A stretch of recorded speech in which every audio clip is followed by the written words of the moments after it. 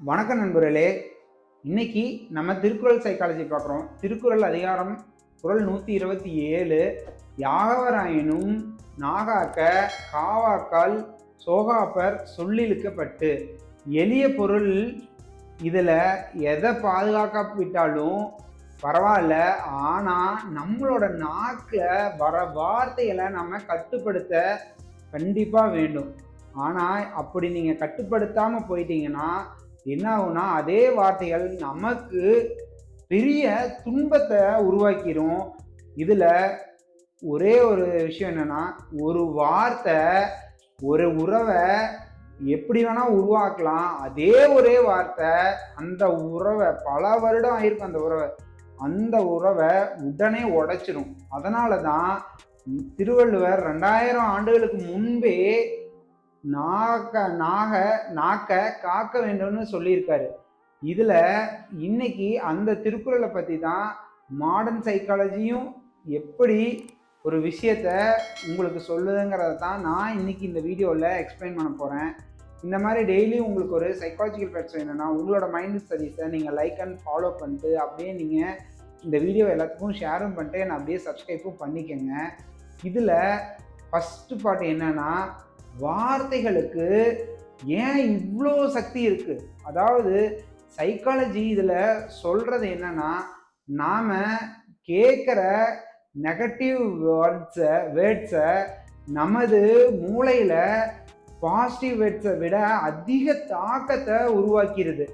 இதனால தான் என்ன ஆகுதுன்னா, ஒரு பாராட்டை நம்ம மறந்துட்டாலும் ஒரு அவமானத்தை நம்ம பல வருஷத்துக்கு நம்ம மனசுக்குள்ள அப்படியே இருந்துக்கிட்டே இருக்கும். அது எப்பவுமே அழியாமல் ஒரு வடு மாதிரி இருக்கும். இதில் நீங்கள் மறக்காமல் இருக்கிறது தான் இதில் நீங்கள் இதை நினைவில் வச்சுக்கிட்டே இருப்பீங்க. இதில் பார்ட் 2 என்னன்னு கேட்டிங்கன்னா, கோபத்தில் பேசும் வார்த்தைகள். அதாவது கோபம் வந்துருச்சுன்னு வைங்க, முதல்ல நம்ம பேசுறது நம்மளோட மூளையில் அல்ல. அதாவது நம்ம மூளையிலிருந்து நம்ம பேச மாட்டோம். நம்மளோட உணர்ச்சிகள்னால நாம் தேவையில்லாத நிறைய விஷயத்த பேசிடுறோம். அதனால் பின்னாடி நம்ம வருத்தப்பட வேண்டிய வார்த்தைகள் இருக்குது பாருங்க, அது வெளியே வர ஆரம்பிச்சிருது. இதில் பாற்று என்னன்னு கேட்டிங்கன்னா, திருக்குறளின் என்ன ஆகுனா உளவியல். திருவள்ளுவர் என்ன சொல்கிறாருன்னு கேட்டிங்கன்னா, நாக்க எப்பவுமே காக்கணும் அப்படின்னு சொல்கிறாரு.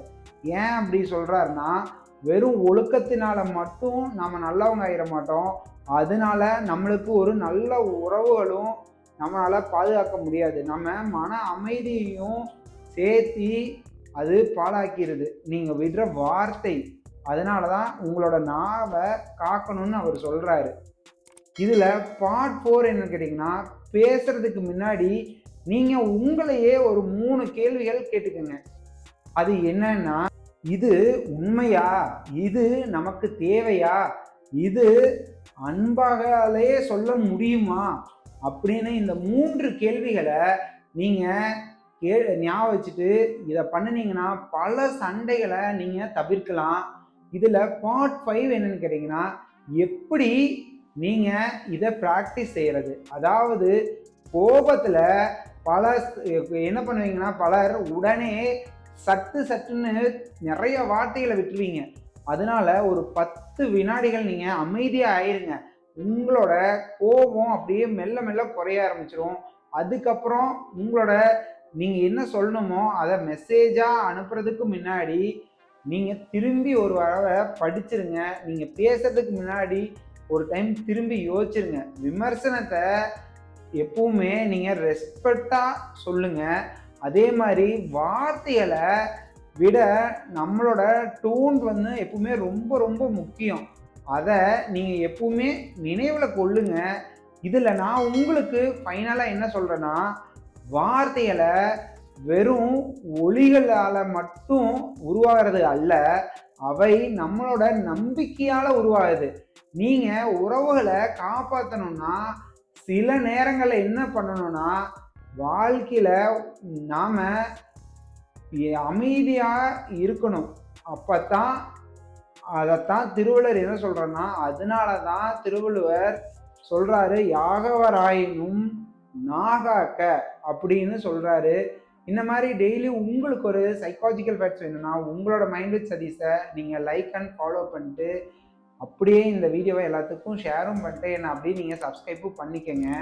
Thank you friends.